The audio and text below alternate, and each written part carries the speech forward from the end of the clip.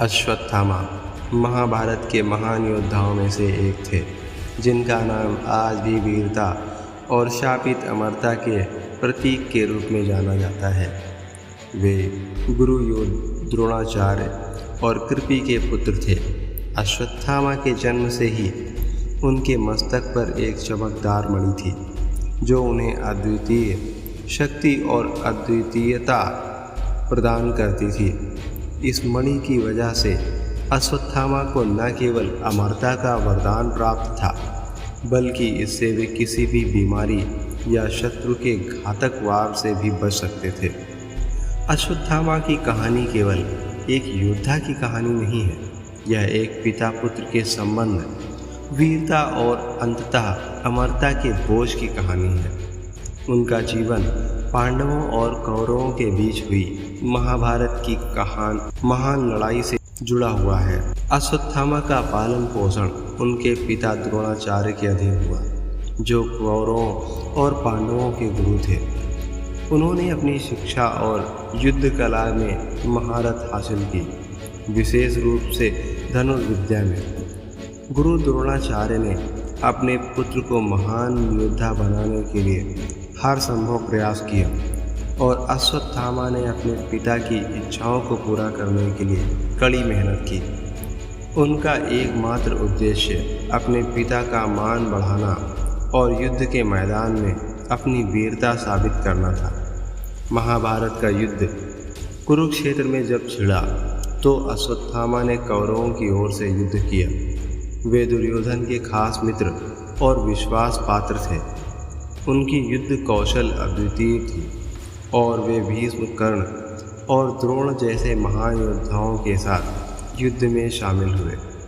युद्ध के दौरान अश्वत्थामा ने कई बार अपनी शक्ति और पराक्रम का प्रदर्शन किया, लेकिन जैसे जैसे युद्ध अपने अंतिम चरण में पहुंचा, कौरवों की स्थिति कमज़ोर होती गई। जब द्रोणाचार्य को यह खबर मिली कि उनके पुत्र अश्वत्थामा का निधन हो गया है, तो उन्होंने युद्ध छोड़ दिया और शस्त्र त्याग दिए।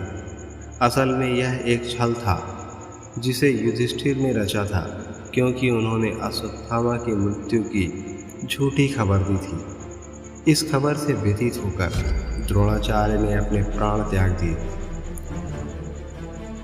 द्रोणाचार्य की मृत्यु के बाद अश्वत्थामा का क्रोध और प्रतिशोध का ज्वाला भड़क उठा। उन्होंने कौरवों की पराजय के बाद भी युद्ध नहीं छोड़ा। एक रात जब पांडवों की सेना अपने शिविर में विश्राम कर रही थी, अश्वत्थामा ने चुपके से वहां प्रवेश किया। उन्होंने अपने क्रोध से वशीभूत होकर 5 पांडवों के पुत्रों की हत्या कर दी, जिन्हें उन्होंने पांडव समझ लिया था। जब उन्होंने वास्तविकता का पता चला तो वे पांडव नहीं हैं, बल्कि उनके पुत्र हैं, तो वे अंदर से टूट गए। परंतु क्रोध और अहंकार ने उन्हें विवेकहीन कर दिया था। जब यह घटना पांडवों को पता चली तो वे अश्वत्थामा को पकड़ने गए। अश्वत्थामा ने खुद को बचाने के लिए ब्रह्मास्त्र का प्रयोग किया, जिसे रोकने के लिए अर्जुन ने भी ब्रह्मास्त्र चलाया। भगवान कृष्ण ने दोनों को ब्रह्मास्त्र वापस लेने का आदेश दिया, लेकिन अश्वत्थामा इसे वापस लेने में असमर्थ था। परिणाम स्वरूप उसने ब्रह्मास्त्र को अभिमन्यु की पत्नी उत्तरा पर चलाया, जिससे उनके गर्भ में पल रहे बच्चे को मारने की कोशिश की।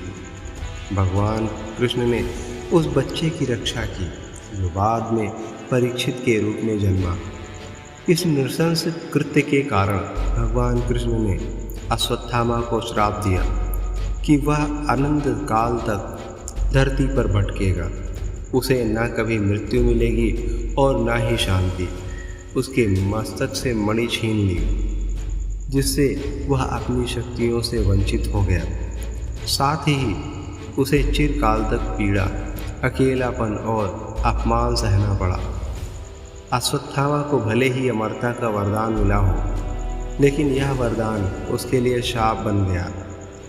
एक योद्धा के रूप में उसने जिस वीरता और शक्ति का प्रदर्शन किया, अब वह उसके लिए एक बोझ बन गई। अमर होकर भी वह न तो युद्ध में विजयी हो सका और न ही सम्मानित जीवन जी सका। उसका जीवन अब केवल दुख और पश्चाताप से भरा था। कहा जाता है कि अश्वत्थामा आज भी जीवित है, भटकता है, अपने अपराधों और पापों का प्रायश्चित कर रहा है। वह जंगलों और पर्वतों में एकांतवास कर रहा है, जहाँ उसकी शरीर से अनंत पीड़ा झड़ती रहती है। उसके मस्तिष्क से रिसने वाला रक्त उसे उसकी भूलों की याद दिलाता है। कई कहानियाँ कहती हैं कि कभी कभी वह जंगलों में राहगीरों को दिखाई देता है, परंतु उसके आसपास की ऊर्जा इतनी नकारात्मक होती है कि कोई भी उसके पास जाने का साहस नहीं कर पाता। अश्वत्थामा की कहानी हमें यह सिखाती है कि क्रोध और प्रतिशोध का मार्ग हमें केवल विनाश की ओर ले जाता है। भले ही हम कितने ही शक्तिशाली क्यों न हों, अगर हमारा विवेक और मानवीयता खो जाए तो हम अपनी ही बनी भूलों में फंस जाते हैं। अश्वत्थामा का जीवन इस बात का प्रमाण है कि युद्ध और हिंसा के अंत में केवल विनाश और पीड़ा ही बचती है। अश्वत्थामा का जीवन एक शापित अमरता का प्रतीक है। वह योद्धा जिसने अमरता प्राप्त की लेकिन शांति और संतोष को खो दिया। उसकी कहानी से हमें यह सीख मिलती है कि सच्ची वीरता केवल युद्ध में जीतने से नहीं, बल्कि अपने क्रोध और प्रतिशोध को नियंत्रित करने में है।